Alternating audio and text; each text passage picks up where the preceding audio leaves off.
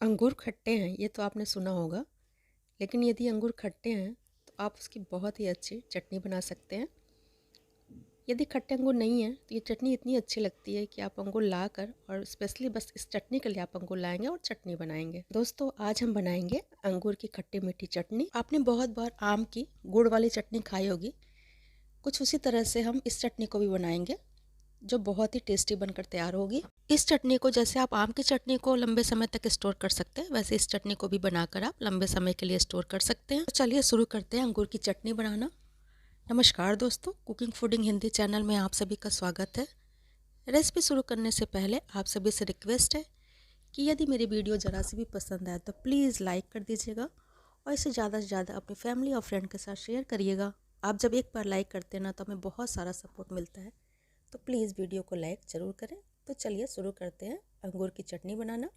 हमने तो इस खट्टे अंगूर के बजाय जो अंगूर अच्छे थे ना उनकी चटनी बना दी। इतनी टेस्टी खाने में ये चटनी लगती है।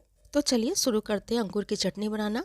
इस चटनी को बनाने के लिए हमने 300 ग्राम के करीब अंगूर ले लिया है। सबसे पहले हम सारे अंगूर को डंठल से अलग कर लेंगे, तोड़ के।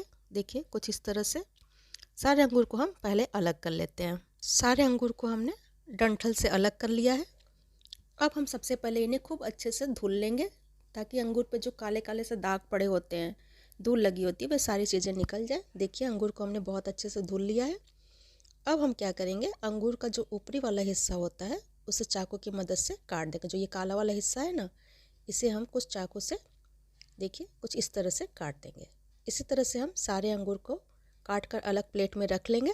आधा से ज़्यादा अंगूर को कुछ इस तरह से काट कर हमने अलग रख लिया है और थोड़े से अंगूर को हमने अलग किया है, जिसमें देखिए थोड़े कटे उटे थे अंगूर, उस टाइप के अंगूर को हमने काट कर अलग कर लिया है।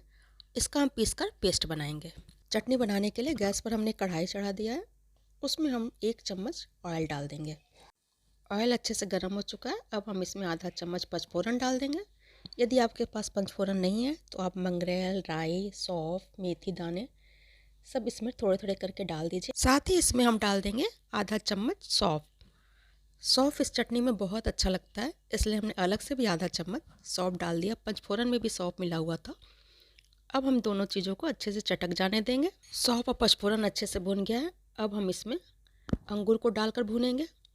अंगूर की चटनी बहुत जल्दी बनकर तैयार होती है, बिल्कुल हलवाई स्टाइल चटनी बनकर तैयार होगी। अंगूर को भी हम 3 से 4 मिनट तक भून लेंगे, क्योंकि अंगूर बहुत जल्दी पक जाते हैं। देखिए अंगूर को हमने अच्छे से 3 से 4 मिनट तक भून लिया है। अब हम इसमें डालेंगे आधा चम्मच हल्दी पाउडर, 1/4 चम्मच लाल मिर्च पाउडर। दोनों चीज़ों को अच्छे से हम मिक्स करेंगे और कवर कर कर इसे 2 मिनट तक पका लेंगे। दूसरी तरफ हमने जो अंगूर रखा था उनका पेस्ट भी बनाकर तैयार कर लिया है। अंगूर को पकाते हुए 2 मिनट हो गए हैं। देखिए अंगूर ने पानी भी रिलीज़ कर दिया है और अंगूर पक भी चुके हैं। इनका कलर भी चेंज हो चुका है। इसी समय पर इसमें हम डालेंगे नमक और कुछ मसाले, जिससे चटनी का टेस्ट खट्टा मीठा नमकीन सा है।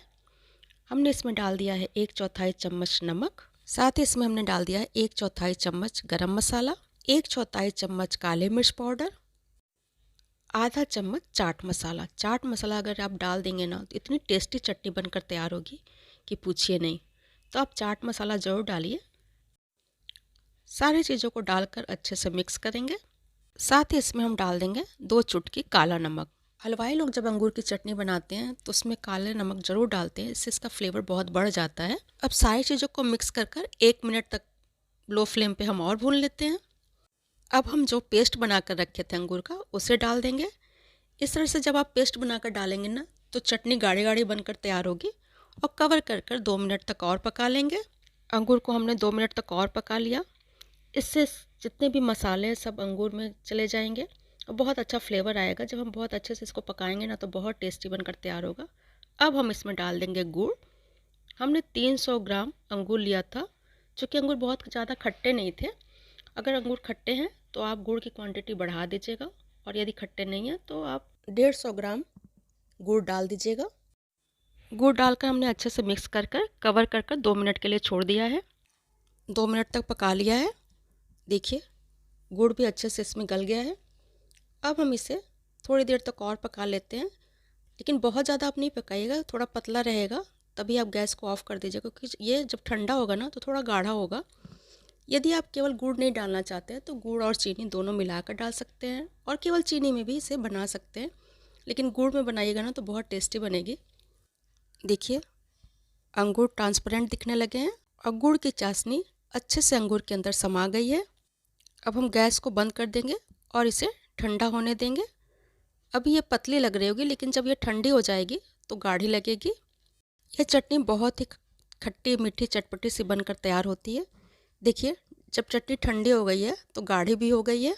आप चाहें तो इस चटनी को 6 महीने तक के लिए स्टोर भी कर सकते हैं, लेकिन जिस बर्तन में आप स्टोर करिएगा वे कांच का हो और सूखा हुआ हो, उसी में रख कर आप इसे स्टोर करिएगा, तो ये चटनी लंबे समय तक ख़राब नहीं होगी।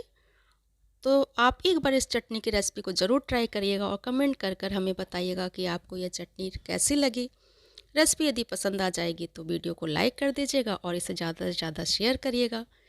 चैनल को सब्सक्राइब करना बिल्कुल नहीं भूलिएगा। सब्सक्राइब करने के बाद बेल आइकन प्रेस कर दीजिएगा, ताकि मेरी कोई भी वीडियो आए तो उसकी नोटिफिकेशन आपको मिलती रहे। तो फिर मिलते हैं नेक्स्ट वीडियो में कुछ इसी तरह की रेसिपी के साथ।